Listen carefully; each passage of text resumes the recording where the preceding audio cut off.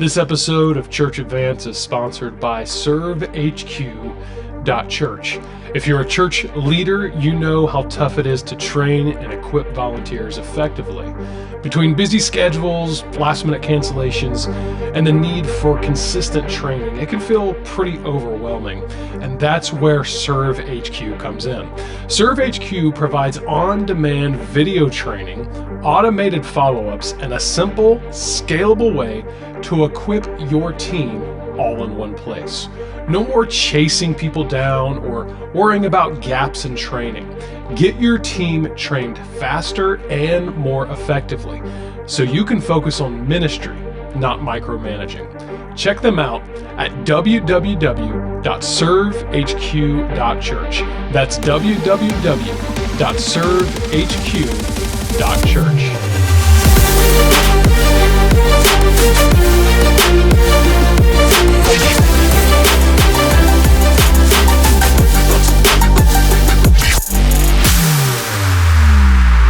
Hey everybody, welcome back to the Church Advance podcast. This is great, man. We're live from the Church Advance gathering here in Jacksonville, Florida. It's good to have some friends back together in the house. I got Luke here. I'm here.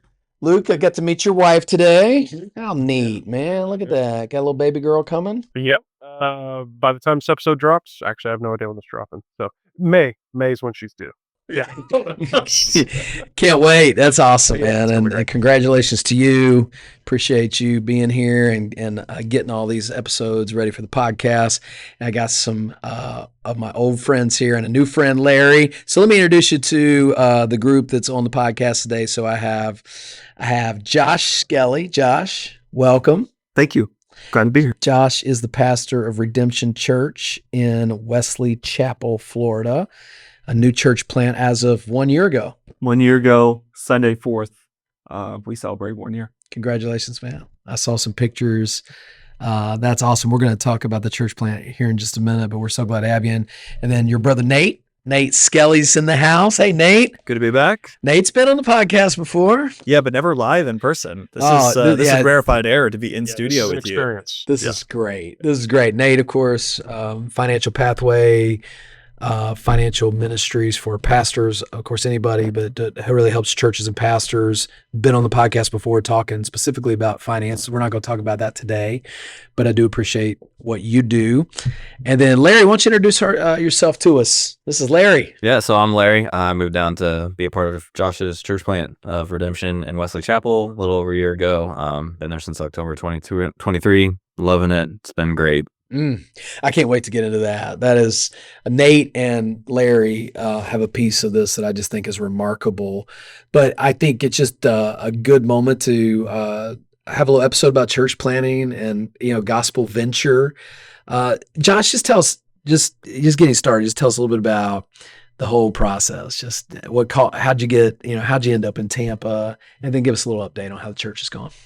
Yeah, Tampa was an interesting location. I view it more as systematically seeing things that don't make sense.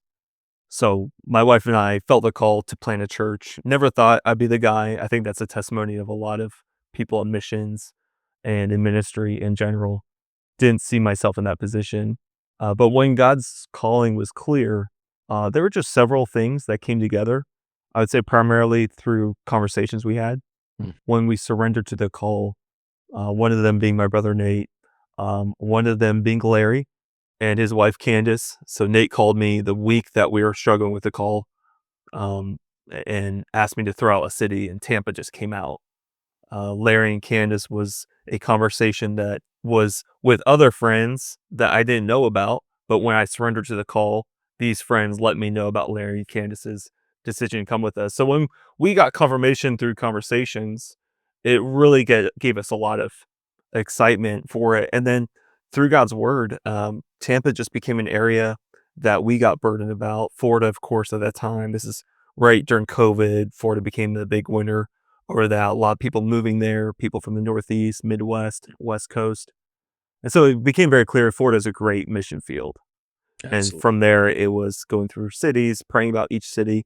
But it was in a Sunday morning service, our pastor who had planted the church, our sending church, where I was on staff at, is in the book of Acts, and he spends 10 minutes in the middle of his sermon, and it was his greatest mistake, or at least that's how he coined it.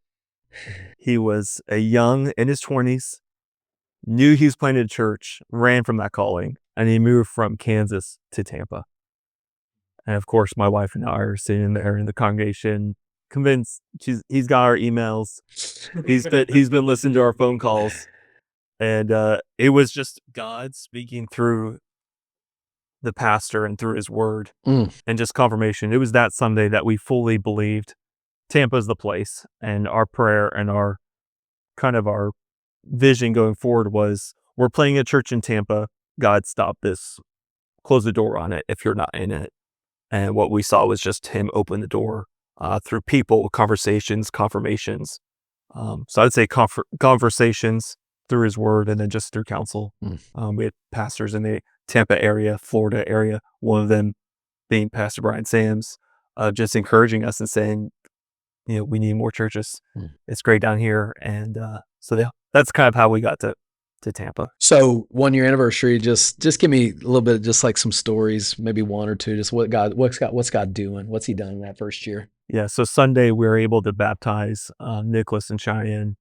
Nicholas and Cheyenne showed up to our church a couple months ago, and our first interaction through them was on Facebook. My wife messaged her in a Facebook group.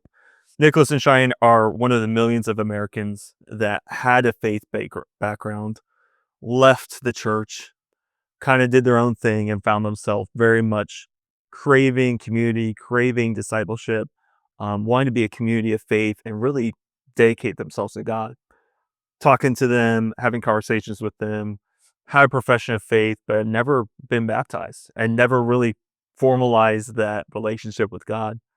And talking with them, they got excited. And so Sunday we baptized them. That's and great. They joined the church, and Amen. they're getting plugged in. So just seeing God use a little church and it's one thing. I was raised in a pastor's home, so it's one thing to spectate of God's work, but it's a whole nother thing to be in there and be used by God. And it's just simple. It's right. It's surrender. It's obedience.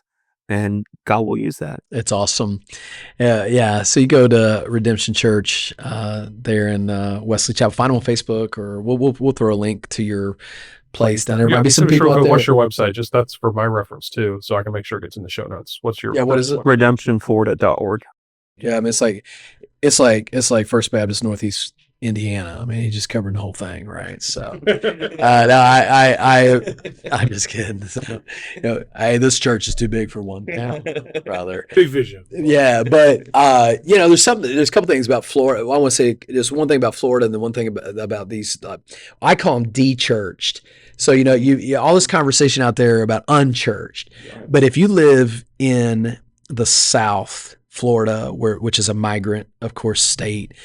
There's a whole phenomenon out there that hopefully you're encountering is de-church. Like my secretary just was helping us get our lunch together here. She is a de-church. She's exactly them. Out of church raised her daughter up until 10 years old, was hurt by this church before I even was here. And then circled back around, got their life back on track. Their marriage got healed. Their daughter just made a profession to camp a couple months ago. She's going to be baptized soon. They're the D-church. D-church is grew up in it. Maybe my parents took me. It's the classic after high school, done with it, or our early marriage, we just got distracted. Got that faith background like you mentioned. That is a huge segment. And the kind of churches that those people gravitate toward are healthy churches.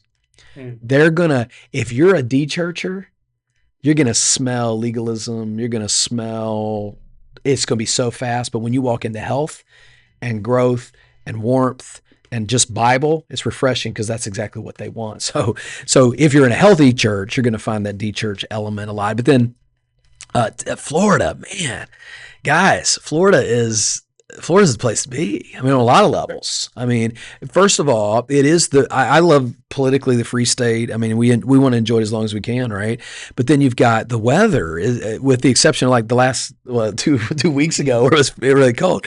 But I mean, here we are. It's February, first week of February. It's in Jacksonville, which is Northeast Florida. It's 80. I'll be at a Disney water park probably tomorrow.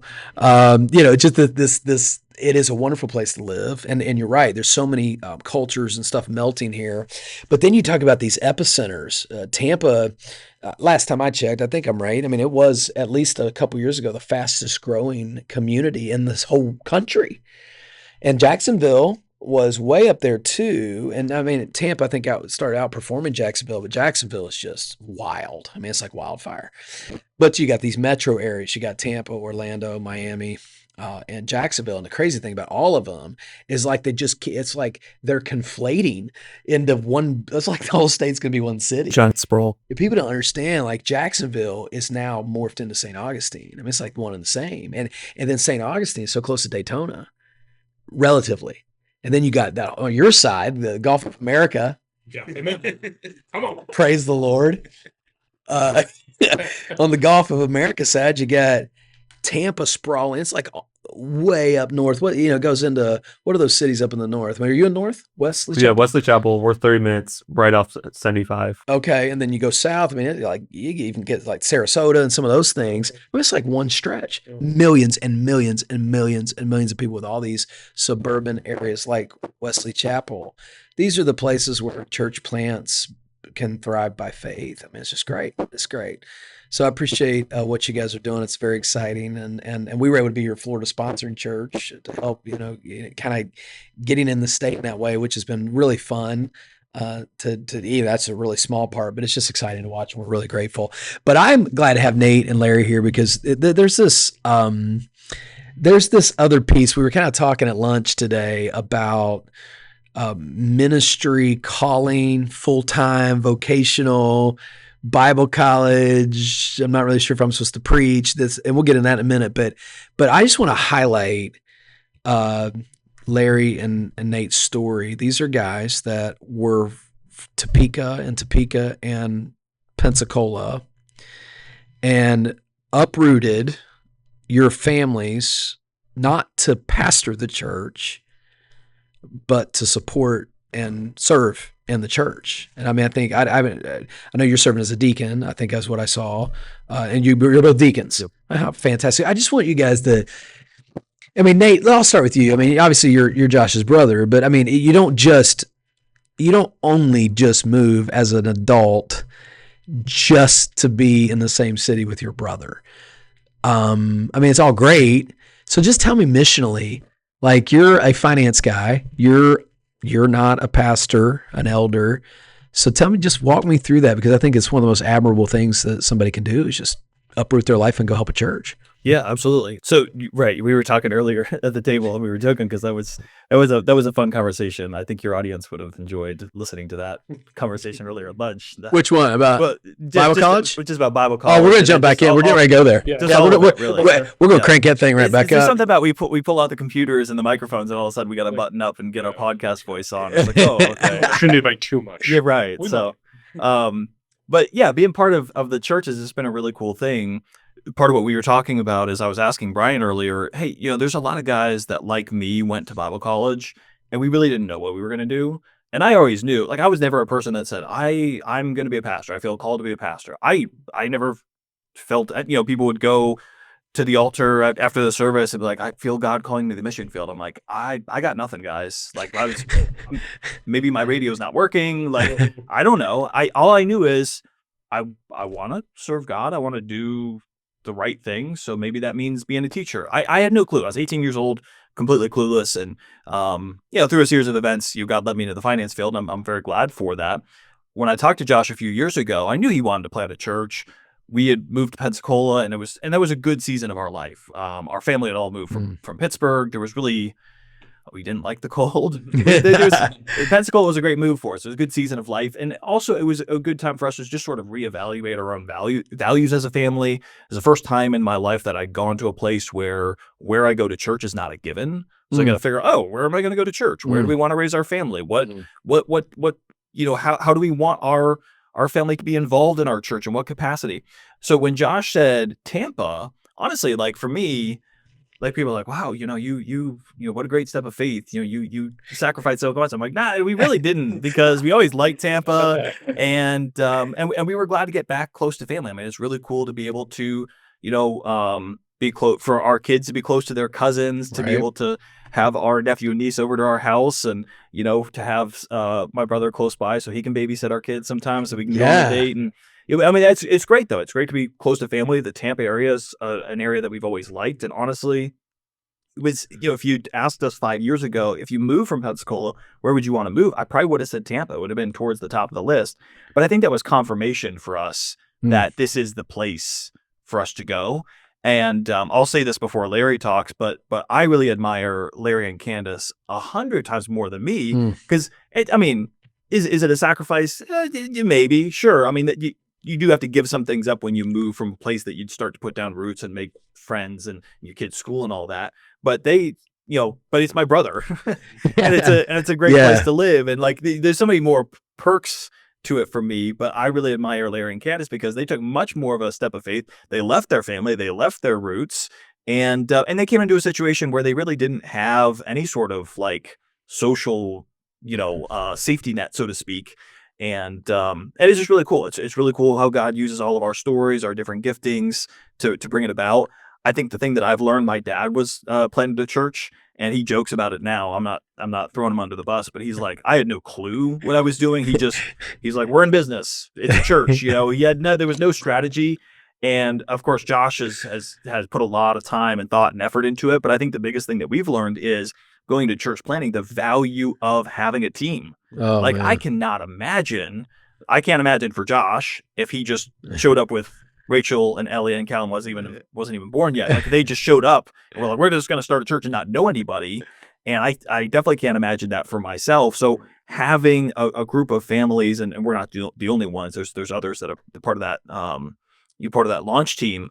But that's been a really, really big part of having camaraderie, having kind of a safe space of people that you can be real with, and also having some bodies in seats is always good in those early days. So, quality. Yeah. Yep. Well, I can spread out and fill a row very, very easily. I basically just lay across the row in church to make it look more full, like there's more seats. Oh yeah. Skip a seat between you and your daughter.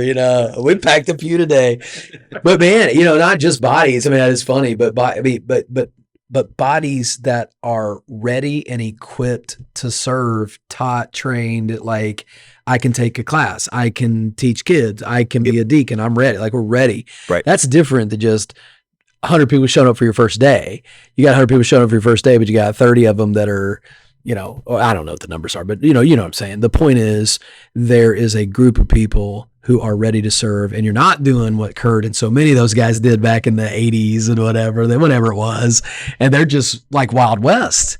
And it's admirable. We all know that. We all appreciate the guys that did it, stuck it out, dug in, But I do think that this brings up a topic. But first of all, let me get Larry's side story. This is fascinating. I didn't realize that until 5 minutes before we started recording, that Larry is from Kansas, where Josh was serving as the youth pastor in Topeka, and so during this whole time, you basically migrate with them. So just tell me a little bit about that. That's crazy. Yeah. Well, first off, I wanted to point out, thank you, Nate, for saying that about us moving down here, because as you were saying, it was great to move closer to my brother, so my kids would be closer to their cousins. I was like, I did the exact opposite. Like, I pulled my wife and my daughter away from their families and their cousins to be a part of this. Like, between my family and hers, we have 8 girls total, all 3 and under. And we were all within 2.5 hours of each other. So thank you for pointing that out, because I was just complete opposite spectrum of it. But at the same time, like, the reason we're here is because we felt the call to be a part of this. Like you said, I was born and raised in Kansas. I grew up in Wichita, moved to Topeka for college, and then got plugged into Topeka Baptist, and that's where I was. Served in their youth ministry for 10 years, 6 of those being under Josh, which the amount of growth and just everything that he invested in that youth group, I knew that I wanted to be a part of something if he ever planted a church. It was at his ordination, I think it was like 2 or 3 years prior to his calling. Pastor Mark had mentioned that our plan here is to ordain Josh and continue to prepare him, but ultimately we are hoping that he plants a church somewhere. And at that moment, I was like, if Josh ever wants to plant a church, like, I want to be a part of that. This was before I was married, before I had a kid. So, like, that was coming as the context of a single guy that just wanted to be a part of something that he knew God could work in. Come 2 years later, through friends that also served in the youth ministry, they were having a conversation with Josh, and they mentioned, well, yeah, I mean, Larry and Kansas had talked about wanting to be a part of a church plant if you guys ever planted one. So then we had to talk a year before the move ever would happen, and we were like, this is definitely something we want to be a part of. Obviously, we prayed about it because we don't want to just jump ship. But like through the prayer and everything over the next year, we were like, yeah, this is something we want to do. So I left a secure job with the post office, uprooted my wife and 5-month-old daughter at the time to move to Tampa, Florida, be a part of Redemption Church. And it's definitely been hard, challenging. It's hard being away from family, but I think the experiences that we've had and just the ability to be a part of something like this, I wouldn't change that for anything. Man, that's like big time kingdom talk, man. Like for real. Like it's really admirable. And Nate, don't take away from, I whether or not sacrifice is the word, it's irrelevant.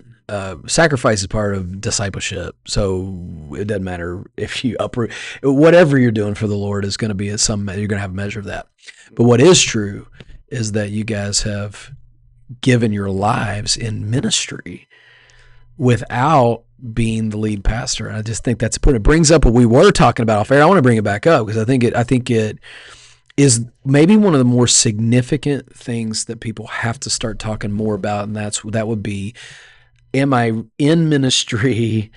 Do I have to, be called to be the pastor to be in ministry? It's a conversation that almost all, well, I can't speak for you, Larry, but I know these guys grew up in a world where there just seemed to be this all or nothing, right?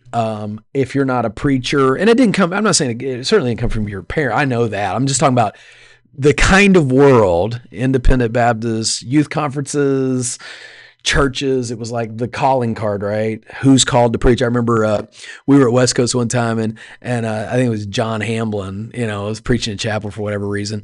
And guess sometimes. I doubt it. He said, I mean, he like this. We're at Bible college. You guys are. And he's like, if you're called to preach today, if this is the first time you've received the call to preach, stand to your feet. And like 50 kids stood up, and he's like, you count this side and you count this side. And I mean, I'm like, okay. So I was standing up like counting. I took him the number and he never did anything with it. I was like, well, what was that about? Like he was asking. Yeah. So he like at right West now Coast. Yeah. Yeah. So we're at West Coast, which everybody's already been through this in high school. College. Yeah. And he gives you, Nate. He gives a call. My radio is still silent. Your radio is still silent. No, that's he gives the call. It wasn't working, Nate. I think you need. Here's the problem. Here's the problem with it. The problem is these kids are growing up in good churches with good families, and they're in these high energy environments, spiritual sensitivity with these high energy environments, especially when you have certain guys that give these electrifying invitations. And I mean, I was part of this. I've closed some pretty heavy sermons with pretty strong appeals, and people are standing and filling up the choir loft, and I'm going to be in ministry. And so you make this decision in a moment, and it's like, who's going to be a missionary? Who's going to be a pastor? Who's going to really serve God? And guys, everybody's like, yeah, well, I mean, I want to, right? And Luke did it, and we all did it at some level. So then, but then what the problem is in the Bible, this is not how it was. The Holy Spirit called people as they were serving within the context of a church, and the church recognized it and through ordination sent them. Yeah. But we added this element of Bible college. Yeah. And in that, when you mix all that together, I think the product is guys that just aren't sure whether they're supposed to be pastors or not, which brought your question up. Have I encountered these? The answer is absolutely yes. I was telling you about one guy in college. I won't say his name on the air, but I just I pulled him aside after a homiletics class. He showed no real interest, I'm not talking about nervous, like I'm scared to talk in public for the first time, because I see that every week of my life as a homiletics teacher. I'm talking about a dude that has no passion, he's plodding through it. So I pulled him aside. I said, hey man, you're not supposed to be a pastor, are you? No. Well, why are you studying this? Like, his ministry is like pastoral ministries. Well, my dad told me I needed to. Okay, well, honor your dad. And then when you're done, go get a master's degree in whatever field that you're interested in, and then go do what Nate and Larry are doing. Well, because there's some dynamic too that was kind of, again, I don't know, we don't get it from the Bible, that not only are you to be called to this, you're to somehow make a living doing it. And and honestly, the reality of a realistic expectation, and Nate, you probably know more about this than anybody because you do the finance side of things, is churches can't afford to just pay everybody a living wage who feels called to ministry, because that's what it was all about at Bible college.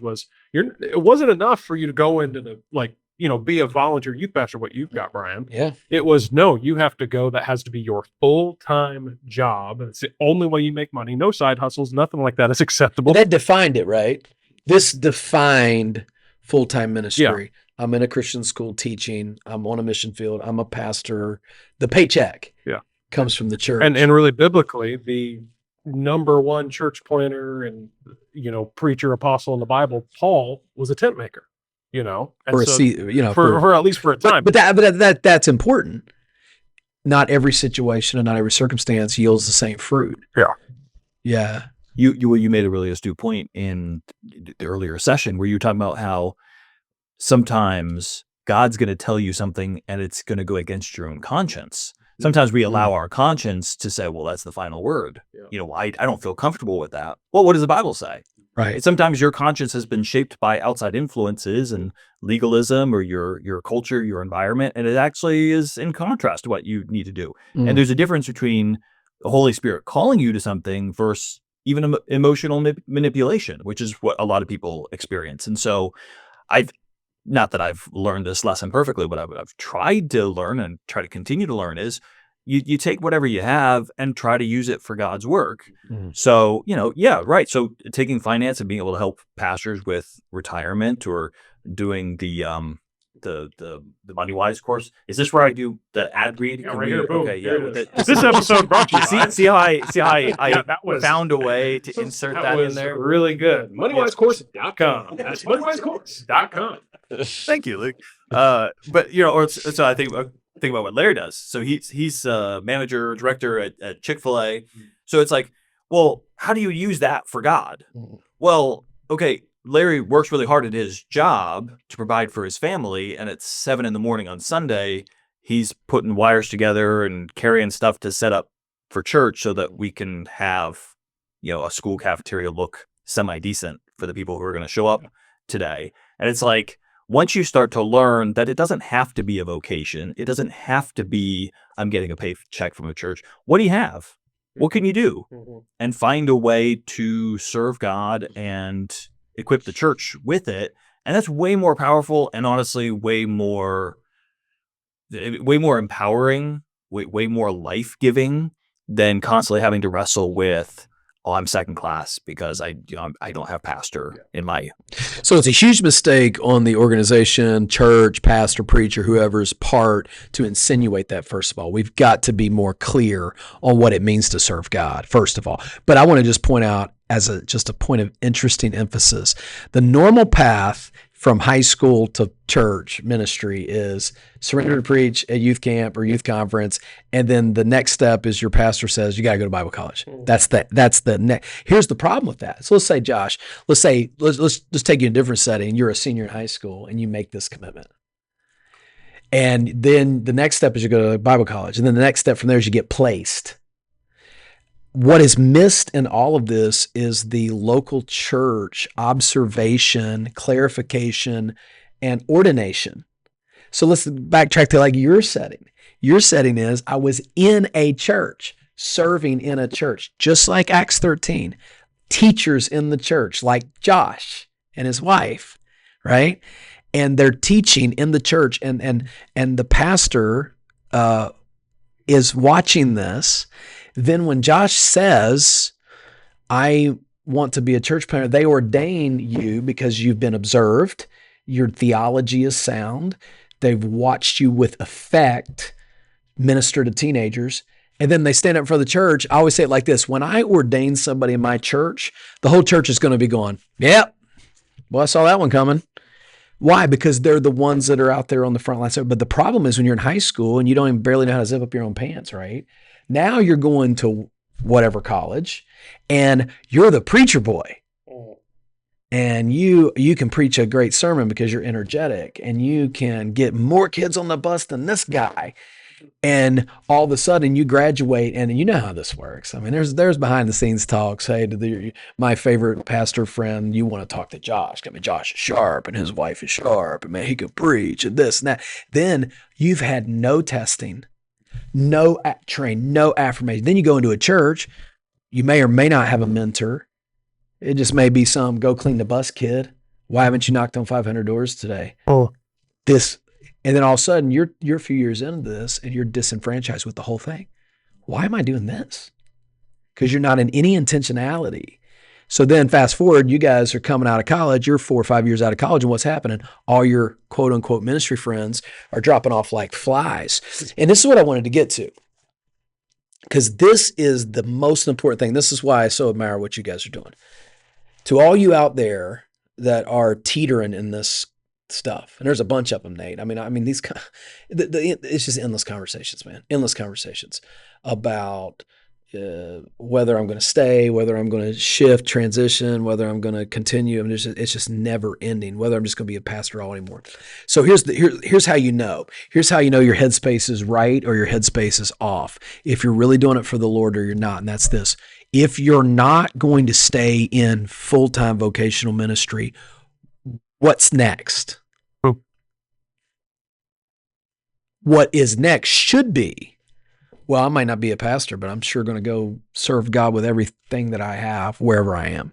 I might move. I might just go to my church and say, Pastor, what do you need? Let's sign up and let's go. And I think about that army now. Think about the army of people like, I mean, this guy in our church right now, Daniel Rigsby. I don't know if you guys remember Daniel from college. I think he's maybe younger than all you guys. I mean, Daniel was in a really tough legalistic place, needed a break, came here. He is the most dynamic servant in our church. He didn't come here moping around, talking about how everybody hurt him and why legalism destroyed his life and why it's all just a big joke and I'm not even going to go to any church anymore. You know what I just say? Just quit that. The fact is, if that's you, you're not doing this for you. Were never doing this for God in the first place. You let some kind of I don't even know the word. What am I trying to say? Disenfranchise. Is that a word? Yeah. What are you trying to say? I don't know what I'm trying to say, but you got disenfranchised. That's the word I think I'm trying to use with somebody, and you're going to let that actually push you out of like even going to church. You're not going to use the gifts of teaching, administration, finances, giving, helps, serving, whatever in the church like everybody's supposed to, whether you ever went to Bible college or not. This is just like the way it's supposed to be. I think that's a big telltale, man. Josh, you should talk about the internships that we're doing, because I think that's really speaks to what Bryan's talking about, like trying to give young people a way to like practically engage in ministry. Not obviously like what we're trying to do with internships is not like don't go to Bible college, come intern with us. But but I think it's trying to get at what you're talking about. Yeah, tell us about. Yeah, we're trying it out. I learned that from my dad. To say trying it out. It's like when you give advice, when you give counsel at the end. But I don't know. Pray about it. If it blows up in that place, you have deniability. But we really thought about as a church plant. There's a lot of kids, there's a lot of young adults, college students that want to do something for God. Mm-hmm. But then it's ability. Hey, I'd love to serve in China, but there's a whole thing about costs and who am I going to get plugged in. So as a church plant, we want to open kind of the doors and say, hey, if you want to serve in church and kind of get that missional experience, come on down. Yeah. So what we did is we allocated money that we would have done for for marketing, trying to get people through the door through ads and that kind of stuff. We're like, let's just invest in people. Mhm. And if we invest in people, that's going to help us. So it's going to help us, but it's going to help them. And so our first batch of kids are coming from Australia, and we're doing a 10-week program. We're going to have them go through the Bible. We're going to teach them some biblical things, help them with some practical things, but they're going to serve at a church. And you don't have to be very talented to serve. You just need to have a servant's heart and be willing to do it. So that's something as a church we're trying to do. But I think that's a good challenge for local churches, is just figure out how can I get people to take that next step. There's a lot of people that want to take that next step. Maybe they're not ready to take over a small group, but they're ready to help in the kids ministry. They just need to give people ramps to serve. Yeah, and investing in people. Like one of the things we're doing this year that's kind of new is last year I took a big step in working through Bible and theology on that level. So my first course was 16 weeks through the Bible. And I just walked through the whole Bible in 16 weeks with like 60 of our people came. They're just hungry to, what is the Bible even about? Like I'm answering the question, what is it the Bible? What is this? And what is Genesis through Deuteronomy? Like what is this about? And it was awesome. And then I'm doing theology. And then on the other kind of segment, I'm doing 2 8-week sets of leadership training. One is for my existing leaders to continue to emphasize mission, what we're doing, what are the expectations. But then the second 8 weeks, which will be this fall, I'm hand selecting people and say, I want you to go through this because I believe, I see something in you. And then on another level, there's steps I want to take to make more official internships, with the finances and stuff, but I think you're so right. In fact, I think one way that guys can avoid some of the hurt that you see is just don't commit to anything other than an internship, even out of Bible college.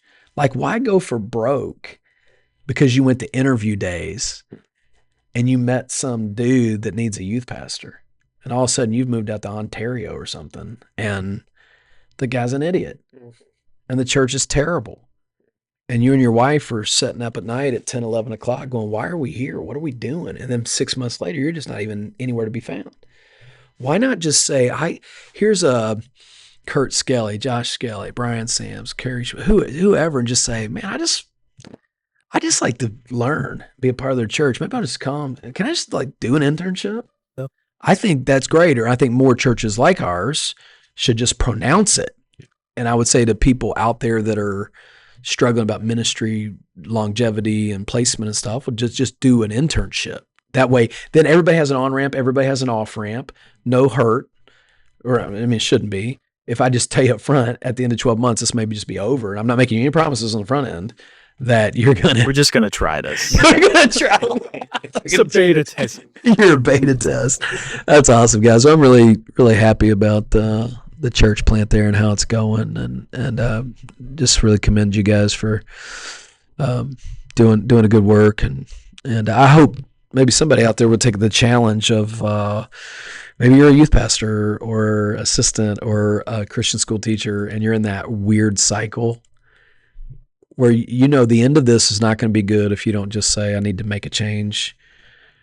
Go ahead and intentionally separate yourself mentally from the need to have a paycheck from a church, and go invest yourself somewhere in the kingdom and stay at it. Yeah. And everybody's going to benefit from that. You're going to benefit because the chains will be off of you, and then the church will be helped. Yeah, Larry? Yeah, well, I mean, all healthy churches are built around servant-minded members. If you're not serving in your church and all you're there for is to hear a message and get your Bible for the week, then you're not going to be at a healthy church. That church could be healthy, but if you're not minded in that way of serving it, then you're not going to grow in that church.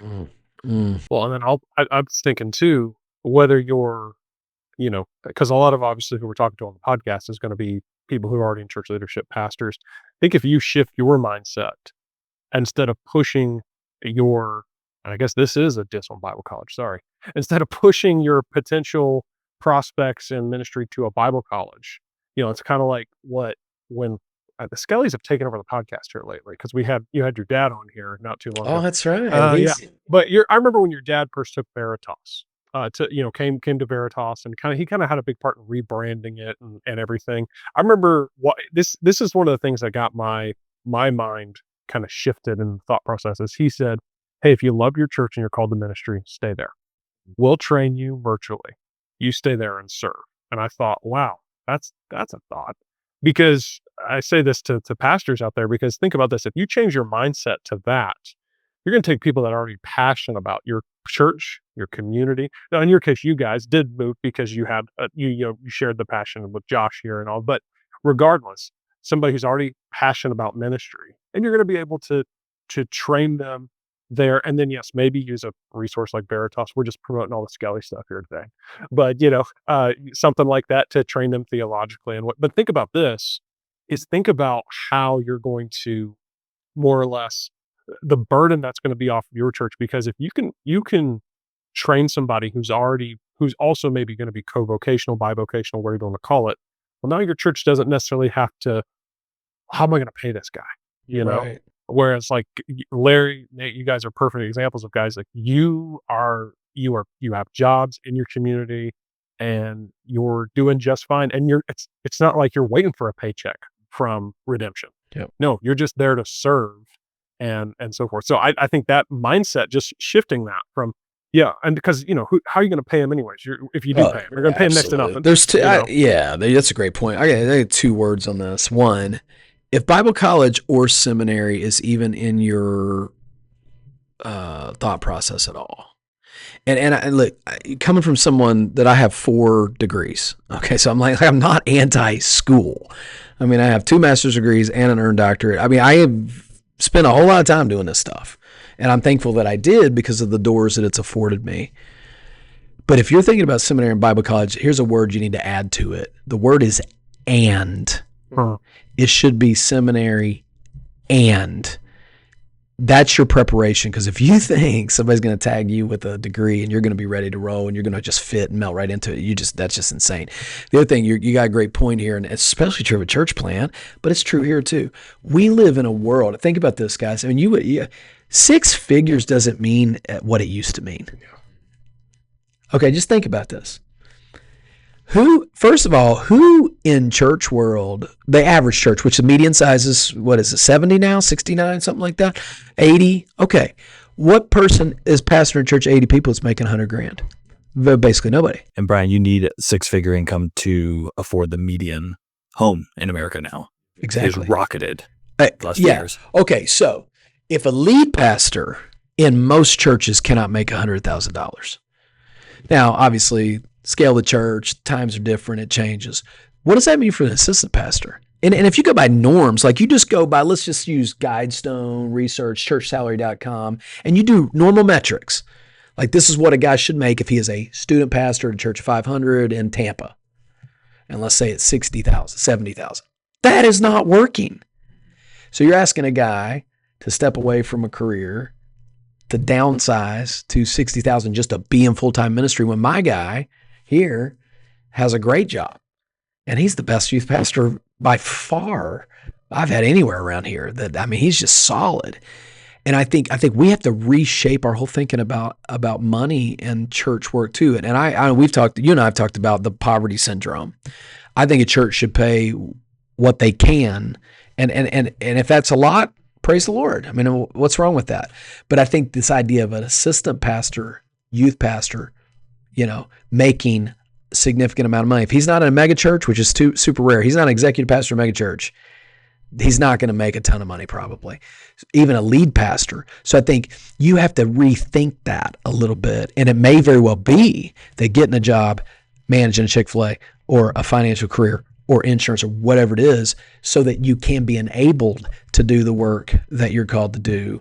And a lot of guys, some guys are like, dude, what are you doing 40 hours a week anyways? Come on. So knocking doors. Come on. And I think it's a rebrand moment. It's a rebrand for how we train, and it's a rebrand for even how finances work in the church.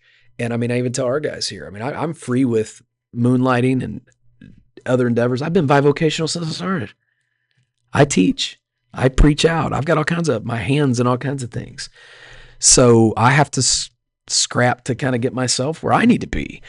And so do many other guys. But I think if you think I'm going to graduate Bible college, I'm going to go be a youth pastor, I'm going to make enough money or maybe just go serve the church and get your bills paid another way. I mean, so that question is like, what is this about? Like, what are you in it for? When I came here, I just told them up front, I can't live on what you're paying me. So you're just going to have to be okay that I'm preaching and doing the other things that I do. And I think a lot of guys need to face that reality. Well, and I think on that, like if you've got someone that's super passionate about youth ministry in your church and just wants to serve in that role, you're going to get someone that's going to serve you well, and he's going to love on those kids and train them right. But if you get someone that's just out of college and they're just trying to get into pastoralship and they're like, well, I guess youth's the first place to start, and they're like just trying to provide for themselves or their family if they have a family at that time, you're going to get someone that's just doing it for the paycheck, and then they can easily get their motives just shifted from what they truly need to be on. Well, not to mention when you go to hire somebody out of Bible college that's never known your church, like now they have to learn everything, the culture and everything. And I watch that all the time. A church, they pick somebody because they got that Bible college degree instead of the person right there in their church who's already passionate for the people and again understands the culture. That could be a whole other episode. That would be another episode, but it's a great point. Yeah. I was called. There's a mega church here in town. They called me one time, and I'll let this be final word because I got to go. But and they said we're getting ready to launch another campus. This is a true story. We're getting ready to launch another campus. Bryan, do you have a pastor there? Call me. Church of 200. And I'm like, well, can we just reverse roles for a minute? Could I have all the money and the infrastructure and the power that you have and let me shape leaders that way? But you have all this infrastructure, all this power, all this money, all these people, all this stuff, and you're not doing. I wouldn't hire outside of my church right now for the foreseeable future for probably a decade because they're just lined up. Investment, train, and just guys like you that love the Lord. And if an opportunity came to serve, they already love the church. They're already all in. They're already serving. Why would I go get some clown from Bible college that thinks he can preach real well? There's all this mismatching, misrepresentation. We've got to rethink this. Well, man, guys, thanks for tuning in today. We gotta wrap this, man. I can talk all day, but next time we'll see you on the Church Advance podcast.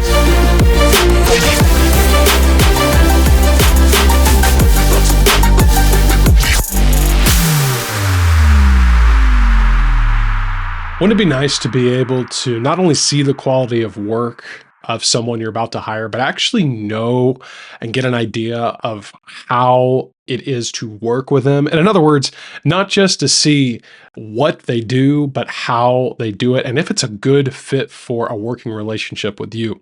Well, when it comes to working with my team at Increase Creative, that's exactly what we allow you to do at no cost and no risk to you. You could start your first custom design at no cost to you, and you only pay if you actually like the process and you like the final product. You can get started with your first custom design for free at increasecreative.co, and you only pay if you like what you see. So to get started, again, head over to increasecreative.co. That's increasecreative.co. Start your first custom design for free and only pay if you like what you see.